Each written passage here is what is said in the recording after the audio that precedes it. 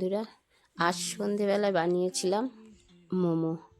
একদম দোকানের স্টাইলে হয়েছে। এইদিকে আমি 3 থেকে 4 চামচ ময়দা প্রথমেই লবণ দিয়ে ভালো করে মেখে নিলাম। জল কিন্তু দেইনি।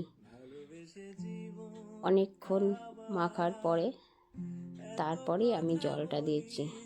ডোটা কিন্তু একটু দেখে নিতে হবে হাতে চাপ দিয়ে, মানে হাতের মধ্যে একদম শক্ত আকারে হয় কিনা। পরে আমি জল দিয়ে সুন্দর করে ডোটা মেখে 30 মিনিটের জন্য ঢেকে রাখলাম।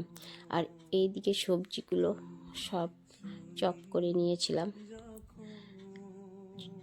একদম কিমা মতো করে সব করে নিয়েছি। বাঁধাকপি, গাজর, চিকেন, আদা, রসুন, পেঁয়াজ সব একসাথে করে আমার মেয়ে একটু লবণ দিয়ে মেখে নিল, কারণ একা তো এত করা যায় না। ও অনেক সাহায্য করেছে আমাকে। এইদিকে কিমাটাও সব রেডি করে রেখে দিল। আর ওইদিকে প্যান বসিয়ে দেখুন, ঘরে কিন্তু আমার টমেটো ছিল না। এটা আমার গাছের টমেটো, ওই যে পাথুরে টমেটোগুলো বলে না, ঠিক ওই টমেটোগুলো। এদিকে রসুন, টমেটো, শুকনো লঙ্কা এগুলো সব স্টিমে বসিয়ে দিল। একটু পোড়া পোড়া করে বাটার দিয়ে ভেজে নিল। তারপর এইদিকে মিক্সচারের বাটির মধ্যে ওগুলো দিয়ে ভালো করে পেস্ট করে নিল।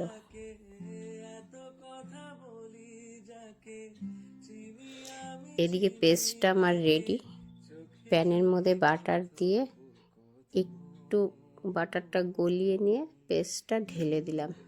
ঢেলে দেওয়ার পর এদিকে চিনি দিলাম, হালকা লবণ দিলাম, তারপরে সয়া সস, টমেটো সস দিয়ে আবার অনেকক্ষণ নাড়াচাড়া করলাম। তারপর আমি শুকনো লঙ্কার গুঁড়ো দিয়ে দিলাম, মানে কাশ্মীরি লঙ্কার গুঁড়ো। আমার চাটনিটা একদম রেডি। নামিয়ে আবার প্যান বসিয়ে স্যুপটার জন্য রেডি করে নিলাম। আবার বাটার দিয়ে দিলাম, দিয়ে চিকেনটা দিয়ে কিছুক্ষণ চিকেনটা ভাজা ভাজা করে নিলাম। তারপর জল ঢেলে দিলাম। জল দেওয়ার পর কিছুক্ষণ আবার ফুটিয়ে 2টো তেজপাতার টুকরো দিয়ে দিলাম। এদিকে রসুন, পেঁয়াজ, টমেটো কুচি, গাজর সব দিয়ে দিলাম, দিয়ে লবণ দিয়ে ঢাকা দিয়ে দিলাম। বেশ একটুক্ষণ সেদ্ধ হয়ে গেলে আবার আদা আর রসুনের কিমা ছেড়ে দিলাম। এদিকে কয়েকটা বাঁধাকপির পাতাও দিয়ে দিয়েছিলাম। আমার স্যুপটা অনেকটাই হয়ে এসেছে। তারপর দিয়ে দিলাম হচ্ছে সামান্য লবণ আর সয়া সস। আবার বেশ কিছুক্ষণ নাড়াচাড়া করে এদিকে দিয়ে দিলাম আমি কর্নফ্লাওয়ার গুলিয়ে। বাস, এই তো অনেকক্ষণ হয়ে আসার পর আমি গোলমরিচের গুঁড়ো দিয়ে স্যুপটাও রেডি। এদিকে তো চাটনি আর স্যুপটা রেডি হয়ে গেল। এদিকে মোমোর রুটিটা আমি পাতলা করে বেলে নিচ্ছি। ভীষণ পাতলা হবে কিন্তু, মানে এপার আর ওপার যেন দেখা যায়, এরকম পাতলা করে বেলতে হবে। তারপর আমি একটা গ্লাসের সাহায্যে বেশ টুকরো টুকরো করে নিলাম। একটা রুটি 4টা করে লিচি হয়েছে।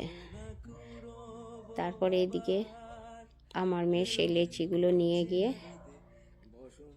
ওই যে পুরটা যে বানিয়ে রেখেছিল, ওই পুরটা দিয়ে মোমোর লেচির ভিতরে ভরে বেশ সুন্দর কুচি কুচি করে, বেশ সুন্দর। বাচ্চা মানুষ যে এত সুন্দর করে বানাবে ভাবতেও পারিনি। খুব সুন্দর করেও শেপগুলো দিয়েছে। তারপর সবগুলো বানানো হয়ে গেল। তারপরে এদিকে একটা গামলার মধ্যে আমি দিয়ে রেখেছিলাম জল, জলের উপরে। আমার যেহেতু স্টিমের দেওয়ার মতো কিছু নেই, তাই আমি একটা ঝাঁঝরা বসিয়ে বাটার ব্রাশ করে আমি মোমোগুলো বসিয়ে দিলাম। একদম রেডি আমার মোমো, চাটনি আর স্যুপ দিয়ে। কেমন হলো বন্ধুরা, লাইক কমেন্ট করো।